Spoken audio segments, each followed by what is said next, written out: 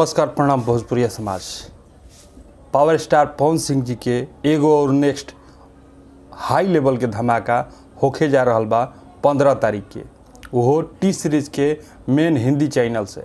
Power star Pawan Singh ji गाना गौले बनी लुट गए भोजपुरी जी, जौना के गाना पावर स्टार पवन सिंह जी गौले बनी, लेकिन वो गाना के फिल्मावल गइल बा हिंदी स्टार, एकदम सुपरस्टार से भी सुपरस्टार इमरान हाशमी के ऊपर। पावर स्टार पवन सिंह जी एगो भोजपुरी के सुपरस्टार जहाँ गा रहल बड़े, वो जहाँ हिंदी के एगो सुपरस्टार इमरान हाशमी पे वो गाना के फिल्मावल गइल बा। एगो गाना के बारे में बता दी तो वो गाना के तनिष्क बाघी जी लिखले बने।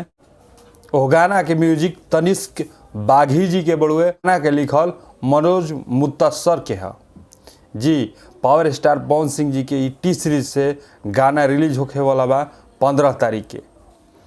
हम बता दी कि भोजपुरी स्टार एगो ऐसा लेवल के केहू काम कर सकता भोजपुरी स्टार में, तो बस वो एगो मात्र पावर स्टार पवन सिंह जी बड़े कि अपना भोजपुरी के एगो नया नया लेवल देते रहेले। एकरा बाद लोग पीछा से कॉपी करे लागेला।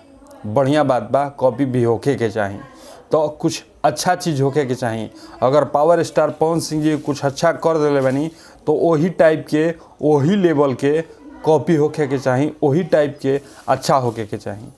काहे कि पावर स्टार पवन सिंह जी जौन भी प्रोजेक्ट लेके आइला वो कुछ एगो हट के रहेला, एगो नया रहेला।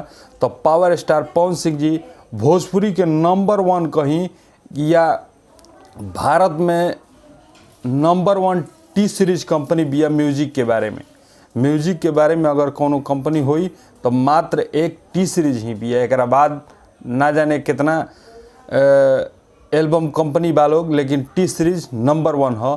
और पावर स्टार पवन सिंह के बहुत सारा गाना टी सीरीज से आइल बा, लेकिन भोजपुरी चैनल से ये पहली बार ऐसा हुई कि पावर स्टार पवन सिंह जी हिंदी गाना गाई भोजपुरी वर्जन में, वो इमरान हाशमी के साथ है। तो ये गाना 15 तारीख के रिलीज हुई। रउआ लोग ये गाना के देखम और अपन प्यार देम। उम्मीद बा कि ये अपडेट अच्छा लागल। अगर चैनल रउआ सब्सक्राइब नहीं कइले तो चैनल के सब्सक्राइब करी। मिलल जी अगला वीडियो में, तब तक खातिर जय माँ विंध्यवासिनी।